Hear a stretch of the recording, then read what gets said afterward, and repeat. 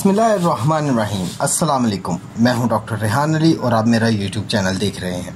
रूहानियत क्या है कि मौजू पर मैंने कुछ वीडियोस बनाई हैं। इन वीडियोस को देखने वाले लोगों ने इसरार किया है कि आप रूहानी इलाज भी बताएं। मैं रूहानी इलाज के सिलसिले में ये वीडियो रिकॉर्ड करवा रहा हूँ ताकि आप भी इससे फ़ायदा हासिल कर सकें। आज का सवाल बहुत अहम है। जिस शख्स का ये मसला है वो अक्सर लोगों को भी पेश आता है। वक़्त ज़ाया किए बगैर अपने सवाल की तरफ चलते हैं। मुझे तावीज़ गंडों पर एतमाद नहीं रहा। मैंने तावीज़ वगैरह इस्तेमाल किए लेकिन ज़रा भी फ़र्क महसूस नहीं हुआ। फिर हर मौलवी साहब या आलिम मेरे मुतालिक एक नई कहानी घड़ कर तावीज़ या अमलियात बताते हैं। मेरी ज़ात तो एक है मगर बीमारी या मसाइल की नई नई वजूहात इन हजरात से मालूम होती हैं। इसलिए अब अमलियात और तावीज़ गंडों पर यकीन नहीं रहा। लेकिन आपने जिस साइंसी अंदाज से रूहानियत को बयान किया है इससे मेरे दिल में उम्मीद की किरण नमूदार हुई है। मेरी उम्र 29 साल है और अभी तक शादी भी नहीं की। बड़ी वजह माशी नाहमवारी है। मैं पैसा चाहता हूँ जिसके लिए मेरे पास ऐसे कोई वसाइल या ज़रिए नहीं कि आमदनी हो। दफ्तर की तनख्वाह है और शुक्र है कि मैं नाजायज़ ज़रिए से अपनी आमदनी नहीं बढ़ाता। मुख्तसर सा कारोबार है लेकिन वो भी शराकत में है।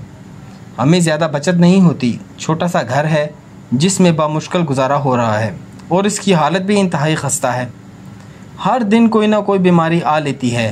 तमाम किस्म के डॉक्टरी टेस्ट करवा चुका हूँ। मालूम नहीं होता कि बीमारी की असल वजह क्या है। मौलवी हजरात और आलम हजरात कहते हैं कि तुम पर माँ की जानिब से नहुसत है। कोई कहता है नज़र बद का असर है, कोई कहता है तुम्हारी किस्मत ख़राब है, कोई कहता है तुम्हारा जायचा बिल्कुल उल्टा है। बराए मेहरबानी मुझे इसका कोई हल बताएं। इस शख्स का जवाब देने से पहले मैं आपसे कुछ बातें शेयर करना चाहता हूँ कि आप इस हकीकत को जान सकें। आप सब देखते हैं कि यूट्यूब पर बेशुमार के रसाले, संडे मैगजीन एडिशंस में मुख्तलिफ मसाइल के हल पेश किए जाते हैं। लोग धड़ाधड़ अपने मसाइल लिख कर भेजते हैं। अखबार, रसाले या वीडियोस के जरिए जवाब लेते हैं। मैं ये नहीं कहता कि मसाइल का हल पेश करने वाले इस इल्म में महारत रखते हैं या नहीं। मैं कहना यह चाहता हूँ कि लोगों ने समझ लिया है कि हर काम छू मंतर से हो सकता है।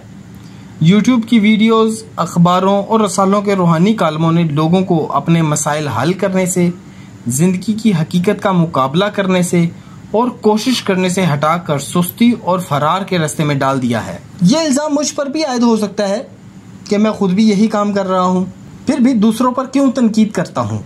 मेरे पास इसका ये जवाब है कि मेरी वो वीडियोस जो मैंने रूहानियत क्या है के उन्वान से रिकॉर्ड की हैं, अगर आप इन वीडियोस को देखें तो आप इनमें नुमाया फ़र्क महसूस करेंगे कि मैंने ये नहीं कहा कि मैं आपके मसाइल इल्म रूहानियत से किस तरह हल कर सकता हूँ, बल्कि मैंने सबक दिए हैं कि आप अपने रूहानी क़ुव्वत को किस तरह बेदार करके अपने इस्तेमाल में ला सकते हैं ताकि अपने मसाइल आप खुद हल करें। मैंने झूठ पर ज़्यादा जोर दिया है और झूठ बोलने के नफ्सियाती, जिस्मानी और रूहानी नुकसानात बयान किए हैं।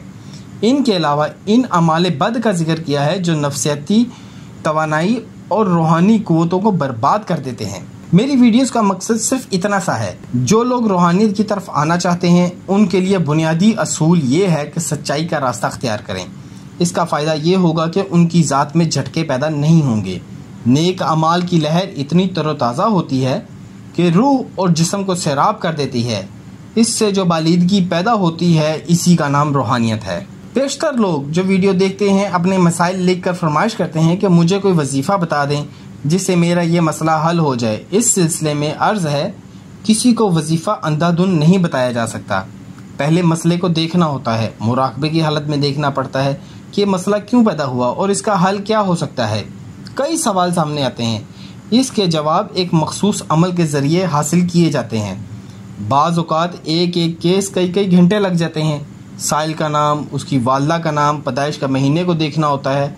फिर कोई रूहानी वजीफ़ा सामने आता है जो साइल को बताया जाता है। बहरहाल हम अपने देखने वालों को बराह रास्त बता रहे हैं कि वो क्या तरीका अख्तियार करें, अपनी सुस्तियों और कोताहियों का जायज़ा लें और अमाले बद से बचने की कोशिश करें। मैं कहना ये चाहता हूँ कि दीन इस्लाम से मुनहरफ होने की कोशिश ना करें।